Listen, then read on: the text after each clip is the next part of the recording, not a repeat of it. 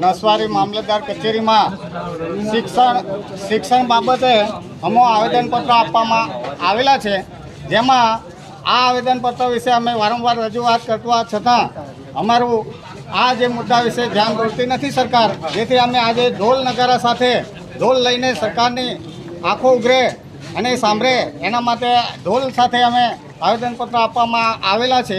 અને જેમાં અમારી શિક્ષણ અર્થે માંગ છે કે અત્યારે બાળકોને જવા આવવા માટે જે વાહન સુવિધા ચાલતી હતી એને સદંતર બંધ કરેલી છે, એ સત્વરે ચાલુ થાય એવી અમારી માંગ છે. અને નસવાડી તાલુકામાં જે શાળાઓ છે એ અત્યારે જર્જરિત હાલતમાં છે.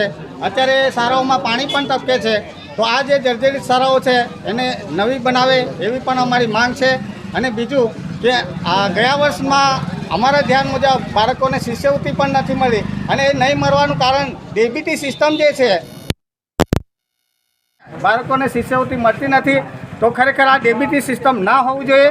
અને બેંકના કર્મચારીઓ પણ એ ગુજરાતી ભાષા જાણતા હોવા જોઈએ, બોલતા હોવા જોઈએ, એવા હોવું જોઈએ. અને એ અત્યારે તમામ જે કર્મચારીઓ છે હિન્દી ભાષા બોલે છે, અમારે બધા ગુજરાતી માણસ છે, તો ગુજરાતી જાણતા હોવા જોઈએ, એવા અધિકારીઓ હોવું જોઈએ. જેથી અમારે આ 3-4 મુદ્દાને લઈને અમારી માંગ છે એ સત્વરે પૂરી કરવા સરકાર જો વહેલી તકે નહીં જાગે તો અમે ગાંધી ચિંધ્યા માર્ગે આંદોલન પણ કરીશું, એવી અમારી સરકારને જાણ છે. અને ખરેખર અમારા જે આ મુદ્દા છે એનું સત્વરે આયોજન કરે અને સત્વરે નિરાકરણ આવે એવી અમારી માંગ છે. જય આદિવાસી, જય જોહાર.